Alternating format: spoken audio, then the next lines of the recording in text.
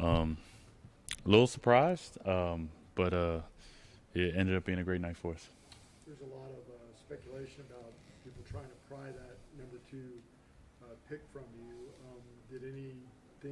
Was there any tempting offers that you had to think about?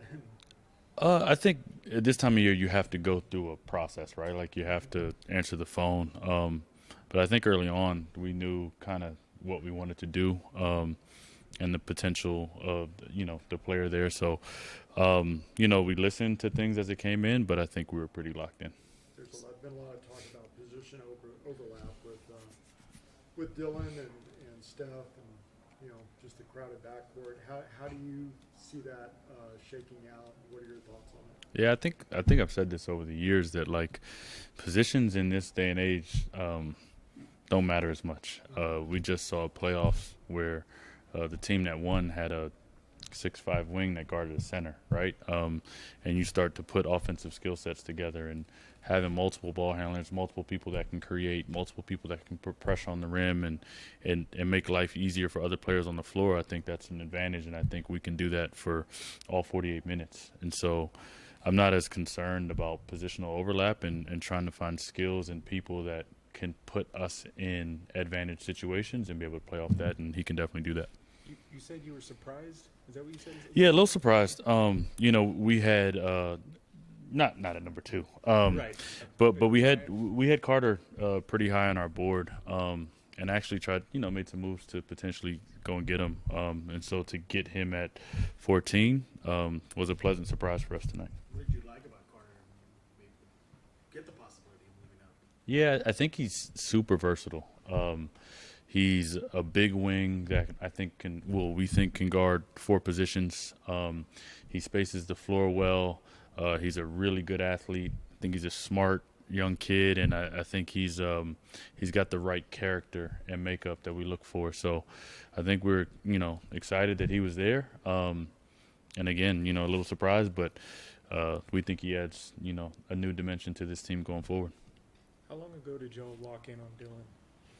Well, we scouted all year, so I think it's been, a bit of a two-player race up at the top, and even dating back to high school, there's some conversation in that. But, we didn't necessarily lock in until we knew he had the pick, and then obviously you do the homework. But we knew what type of player he was, and so once we were there, we were pretty confident.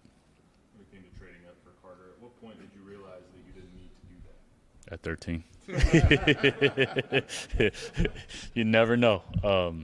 And so you're on the phone and you're trying, and things just kind of break sometimes. So Backup big is still a need. Mm-hmm. You think that can be addressed in free agency? And just what are your thoughts in general about that? Yeah. That period. Yeah, we'll see. It's a fun time in the NBA because all these things happen back to back. So I think we start with the second round tomorrow, and kind of see where things go, and then we'll flow into free agency. We can expect Carter and Harper at Summer League. Yeah, I think we'll get them here and kind of see how everybody's doing and feeling. But that's the hope, yeah. You mentioned the second round, obviously traded out of that reportedly today.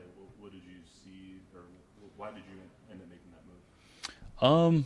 I think we weigh each thing out and try to project forward, and how we have our board set up, and so sometimes it makes sense to make some decisions early, and you can always adjust and react accordingly if needed. Is there a bid you have in mind in free agency? I mean, is that doable there? Can't tell you that, Tom.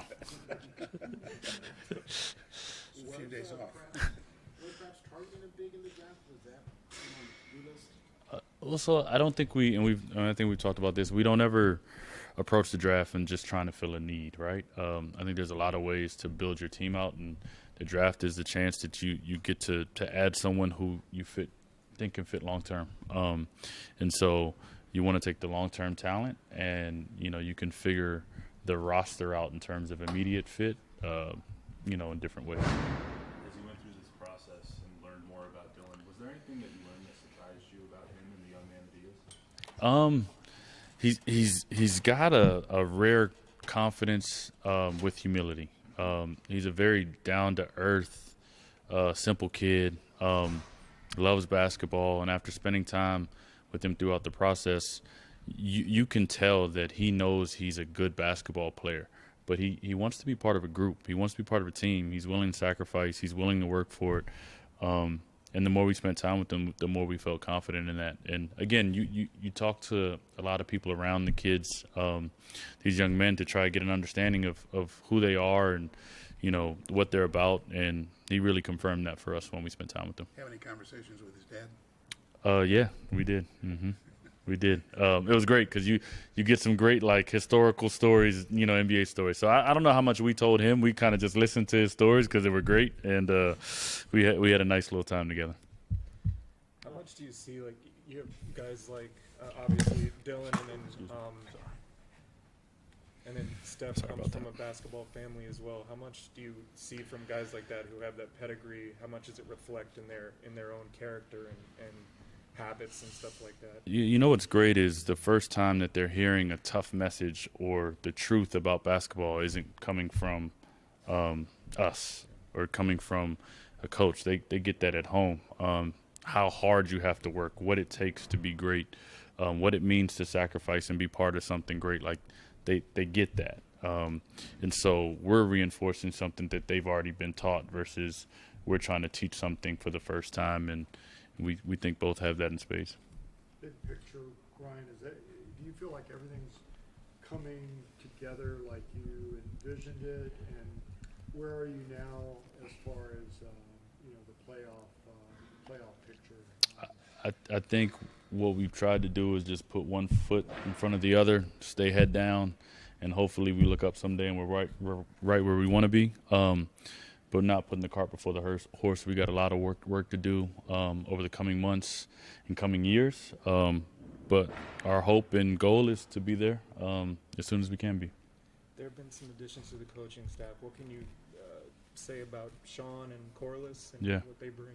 Yeah, I think we're really excited about them. That process was a pretty thorough one in terms of analyzing where we could utilize some help. And how they both helped us and just their background, their experiences.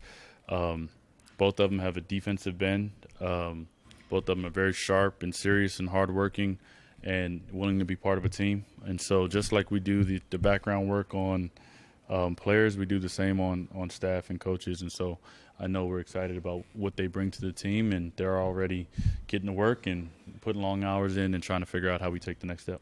Brian, is it accurate that Wemby not going to be involved in Eurobasket? I don't want to speak too much to that, but I will say, you know, his rehab process is going well, and you know, we're hopeful for the future. Thanks, Brad. All right, thank you.